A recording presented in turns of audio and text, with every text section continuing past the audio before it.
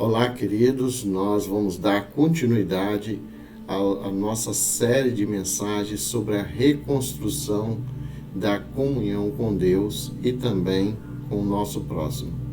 Desta vez, nós queremos falar sobre a reconstrução da comunhão e quais as condições que o apóstolo João, na sua epístola, sua primeira epístola, ele vai nos dar para que esta comunhão seja efetiva. Então, o que nós vamos fazer? Fazer uma análise das condições necessárias para que haja uma comunhão efetiva entre nós e o próximo, entre nós e Deus. Sem dúvida nenhuma, João vai tratar dessas condições em sua epístola, no interior da sua epístola, e vai falar sobre conhecimento, permanência, luz e orações. São esses 4 temas que João nos estabelece como condições para uma verdadeira comunhão. Vamos falar primeiro do conhecimento. Sem dúvida nenhuma, meus irmãos, João ele deixa bem claro isso, quando ele, em 1 João 2, 3 e 4, ele diz: "E nisto sabemos que o conhecemos, se guardarmos os seus mandamentos. Aquele que diz, eu o conheço, e não guarda os seus mandamentos, é mentiroso, e nele não está a verdade." Ora, isso é óbvio, né? Ninguém pode dizer que ama alguém ou que tem comunhão com alguém se não a conhecer. E não basta um conhecimento teórico, ou até mesmo um conhecimento platônico, né, de muitos que dizem conhecer celebridades, mas nunca conviveu com elas. Por isso, João deixa bem claro que se você diz que ama a Deus, no mínimo, você tem que obedecer a sua vontade. Mas talvez você pergunte, mas qual é a sua vontade? A vontade do Senhor ficou explícita, ou deixa ela explícita em sua palavra, quando ele diz, quando ele determina os seus mandamentos. Então, se você sabe quais são os mandamentos de Deus, e você assim mesmo diz que o ama, que o conhece, mas que vive desobedecendo, não podemos dizer que efetivamente você ama a Deus ou você tem comunhão com Deus. Então, o conhecimento tem algumas características na Bíblia que eu queria falar. A primeira delas é relacional. Conhecimento não é meramente uma apreensão intelectual, como muitos podem pensar. Tanto é que João, no capítulo 17 do seu Evangelho, no versículo 3, ele diz: "E a vida eterna é esta, que te conheçam a ti, o único Deus verdadeiro, e a Jesus Cristo a quem enviaste." Então, essencialmente, para a Bíblia, conhecer é relacionar. Então, eu diria que conhecimento na Bíblia é sinônimo de relacionamento. Então, por exemplo, né, nós temos pessoas no Antigo Testamento que talvez não conhecessem tanta teologia como muitos teólogos contemporâneos conhecem. No entanto, a Bíblia diz, por exemplo, que Abraão era amigo de Deus. A Bíblia resume a vida de Enoque como sendo aquele que andou com Deus. Então, eles tiveram um relacionamento íntimo e profundo com o Senhor, de maneira que podemos dizer categoricamente que eles conheciam de fato a Deus. Também esse relacionamento com Deus, ou esse conhecimento de Deus, tem que ser pessoal. É interessante notar que em Jó, capítulo 42, versículo 5, ele diz: "Eu te conhecia só de ouvir, mas agora os meus olhos te veem." Ou seja, não adianta dizer que você conhece a Deus através de seus pais, ou de seus filhos, ou do marido, ou da mulher. É preciso ter esse conhecimento pessoal de Deus. Em terceiro lugar, esse conhecimento é gradual, como nos diz Oséias capítulo 6, versículo 3 e versículo 6. Ele diz assim: "Conheçamos e prossigamos em conhecer ao Senhor." Também ele diz: "Misericórdia quero e não sacrifício." Ora, o que Oséias está nos dizendo, dentro do seu contexto de profecia, é que Muitos daqueles que estavam dizendo conhecer a Deus, o conhecia através de rituais, ou substituía o conhecimento através de rituais, de holocaustos. Aí Deus diz, não adianta todo esse conhecimento cultico ou ritual quando vocês não têm conhecimento da minha pessoa. Eu prefiro misericórdia do que sacrifícios e holocaustos. Também esse conhecimento é prático, já disse isso aqui para vocês, e nisso sabemos que o conhecemos se guardarmos os seus mandamentos. Aquele que diz, eu conheço a Deus e não guarda os seus mandamentos é mentiroso, e nele não está a verdade. Também, meus amados, tão importante quanto o conhecimento para que tenhamos uma comunhão efetiva é a permanência. O apóstolo João, nessa epístola, a primeira epístola, ele vai dizer o seguinte: saíram de nós, mas não eram de nós, porque se fosse de nós, ficariam conosco. Mas isto é para que se manifeste que nem todos são de nós. Então, muitas pessoas deixam de pertencer à comunhão, mas de fato, eles nunca eram realmente de nós. Eles nunca pertenciam realmente ao corpo de Cristo. Eles não quiseram ter comunhão porque, de fato, eles não tinham nenhum interesse em comum, não tinham nenhum propósito em comum, nenhum objetivo em comum, que é servir a Deus e amá-lo sobre todas as coisas. Então, realmente eles saíram porque, na realidade, eles nunca quiseram, de fato, ficar. Por isso João diz, portanto, que desde o princípio ouviste, permaneça em vós. Se em vós permanecer o que desde o princípio ouviste, também permanecereis no Filho e no Pai. É interessante notar, meus amados, que João ele fala da permanência, não só nesse texto aqui das epístolas, mas ele vai falar também no seu Evangelho, no capítulo 15, quando Jesus fala da videira verdadeira, aparece pelo menos umas 7 vezes a palavra, o verbo permanecer. Se vós permanecerdes em mim e eu em vós, pedireis o que quiserdes e vos será dado. E também Jesus diz, e se vocês permanecerem em mim e eu em vós, tereis uma vida frutífera. Ora, esse texto nos mostra que qualquer relacionamento ele precisa de permanência. Nós vivemos num tempo onde tudo, como diz um sociólogo, Zygmunt Bauman, que nós vivemos numa sociedade líquida, onde nenhum relacionamento é sólido, de modo que nós vemos aqui hoje muitas pessoas que não têm um namoro sólido, não têm um casamento sólido, não têm uma relação com Deus sólida, não têm uma relação com a igreja sólida, de maneira que os adolescentes cunharam uma expressão que diz ficar. E parece que alguns têm transferido isso para a sua relação com Deus e acha que pode ficar com Deus. Só que, meus amados, uma vez você abraçando a causa cristã, uma vez você conhecendo a Cristo, isso é permanente, é um projeto de vida permanente. Então, a permanência é algo que deve caracterizar a vida daqueles que conhecem a Deus e que tem comunhão com Deus. E falando de permanência, eu queria destacar alguns fatores da permanência. O primeiro deles é a determinação. Paulo fala lá em Filipenses 3:15, Filipenses 3:13 e 14, esquecendo-me das coisas que para trás ficam, avançando para as que estão diante de mim, prossigo para o alvo, para o prêmio da soberana vocação de Deus em Cristo Jesus. Sem dúvida nenhuma, ninguém mais do que Paulo era determinado. E o que é determinação? Determinação é perseguir um alvo, um objetivo até alcançá-lo. O apóstolo Paulo diz que ele não tinha alcançado, mas que ele perseguia o alvo. E o alvo, sem dúvida nenhuma, é Cristo Jesus. E nós vamos perseguir esse alvo a vida inteira. E temos que estar determinado a fazer isso. Outra coisa importante no que diz respeito à permanência é a dedicação.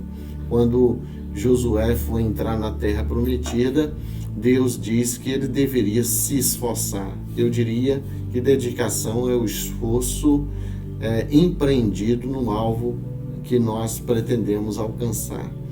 Por isso, ainda que a terra prometida fosse, como diz o próprio termo, prometida, ela não era simplesmente um ideal inalcançável, mas ele era alcançável tanto pela intervenção divina quanto pela participação humana. Tanto é que, ainda que fosse um prêmio, uma promessa, uma bênção, foi também, sem dúvida nenhuma, uma conquista.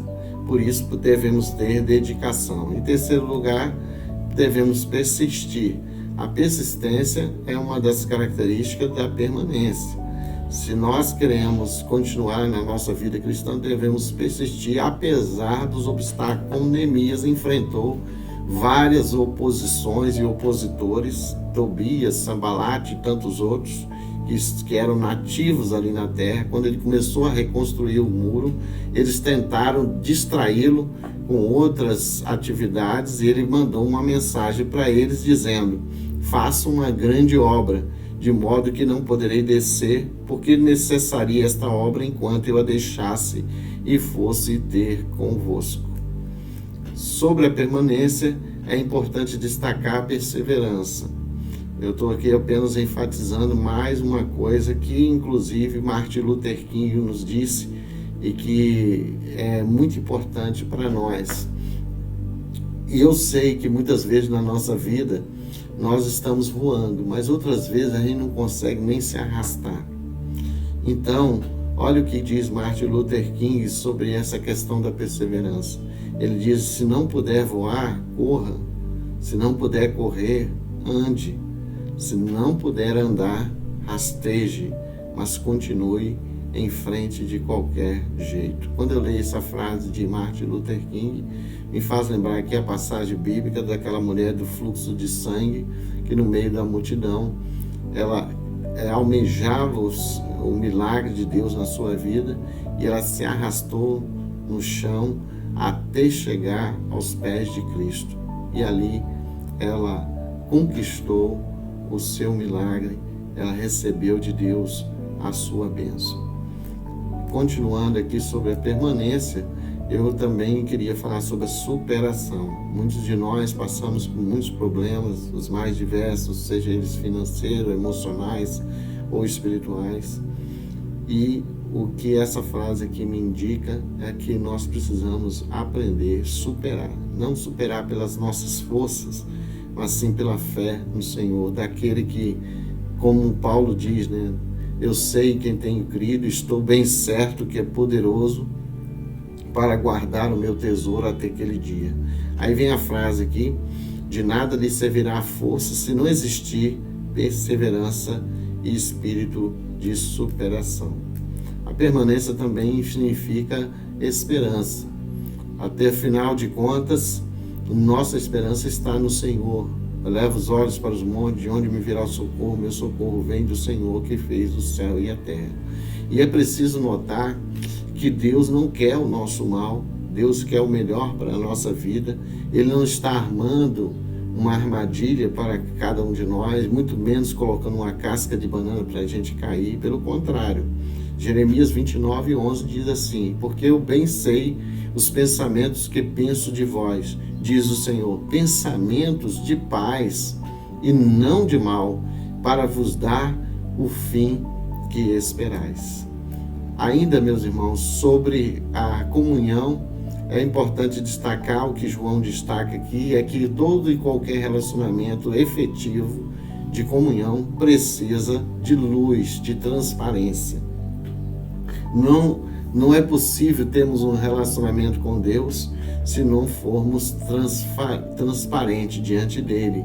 Por isso, o texto de 1 João 1:5-7 diz assim: esta é a mensagem que dele ouvimos e vos anunciamos, que Deus é luz e não há nele trevas nenhuma.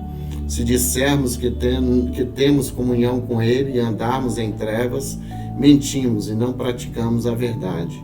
Mas se andarmos na luz como ele na luz está, temos comunhão uns com os outros, e o sangue de Jesus Cristo, seu Filho, nos purifica de todo pecado. Ou seja, se o relacionamento nosso Entre casais, por exemplo, o cônjuge, tem que ter transparência, o relacionamento com Deus também. Na Bíblia chama isso de não termos um relacionamento falso. A falsidade é abominável diante de Deus e a hipocrisia também. E o casal, por exemplo, não pode ter uma vida secreta em relação ao seu cônjuge. É preciso compartilhar sonhos, lutas, problemas, compartilhar habilidades, compartilhar a vida a dois. Nossa relação com Deus não é diferente. Precisamos de muita transparência, de muita luz no nosso relacionamento. Não podemos viver nas trevas. Ainda falando sobre relacionamento de transparência, podemos dizer que quando a Bíblia usa esse termo luz, ela quer falar da iluminação, da pureza, da santidade, da lucidez, do conhecimento e da verdade em Deus. Também, meus queridos, podemos destacar aqui algumas frases que falam da transparência, uma delas, muito importante, que diz: onde não há transparência, sempre haverá desconfiança. E onde há desconfiança, não pode haver relacionamento. A base da nossa relação com Deus é a fé, que é um sinônimo também de confiança. A base também de qualquer relacionamento tem que existir confiança. E para haver confiança é necessário a transparência, a sinceridade, a clareza nesse relacionamento. Ainda falando sobre luz e transparência, vemos uma outra frase aqui que diz: quando nos envolvemos em um relacionamento, devemos saber que para termos longa continuidade é preciso doação, parceria, reciprocidade, sentimento, envolvimento, construção de credibilidade, transparência e abstinência a tudo aquilo que pode levar de volta a ser um. E aí, por fim, meus irmãos, falamos da oração como base da nossa comunhão com Deus e também com o nosso próximo. Eu digo com o nosso próximo porque podemos interceder por eles e isso cria um elo de comunhão. Esta confiança que temos nele, que se pedirmos alguma coisa segundo a sua vontade, ele nos ouve. E se sabemos que nos ouve em tudo que pedimos, sabemos que alcançamos as petições que lhe fizemos. 1 João 5, 14 e 15. As orações não são só de petição, obviamente. Nós temos orações de intercessão, adoração, gratidão, confissão e de súplica. Também queria destacar aqui uma palavra, Rick Warren, que é um grande pregador e também tem como escrito o livro Igreja com Propósito. Ele diz o seguinte: as pessoas podem recusar o nosso amor ou rejeitar nossas palavras, mas não tem defesas contra as nossas orações. Eu acho isso aqui importante, porque muitas vezes você, como crente, vai falar de Jesus para alguém e muitas dessas vezes ele cria resistência. Mas dificilmente alguém vai criar resistência no seu trabalho, na faculdade, na escola, se você pedir para que ore por ela. Com certeza muitas pessoas hoje, principalmente agora nessa pandemia, estão passando por muitos problemas. E o que elas mais precisam é de nossas orações. Comunhão com Deus e com os outros através da oração. É isso que essa frase me faz. Eu queria sintetizar essa frase nessa afirmação, nessa proposição. Comunhão com Deus e com os outros através da oração. Por fim, a W. Tozer também fala sobre a continuidade na oração. Muito importante, orar, continuar orando até começar a orar de verdade. Isso é perseverança na oração. Queria pensar e praticar algumas coisas baseado naquilo que eu disse para vocês. A primeira pergunta para nós refletirmos é: qual o nível do meu conhecimento de Deus e do meu próximo? Eu diria que é péssimo, é ruim, bom ou ótimo. Qual o nível da sua relação com Deus? Em que grau está a sua relação ou conhecimento de Deus? Segunda pergunta: eu tenho permanecido nos caminhos do Senhor? Ou qual coisa ou pessoa tem me desviado o olhar dele? Importante perguntar isso. Nos meus relacionamentos interpessoais eu tenho sido transparente com meu irmão, com meu cônjuge, com meu semelhante e com Deus. É importante também. E quarto lugar, com que frequência tenho buscado a face de Deus em oração? Meu querido, que Deus abençoe essa palavra no nosso coração e que você reflita e pratique aquilo que você aprendeu com esta reflexão na primeira epístola de João.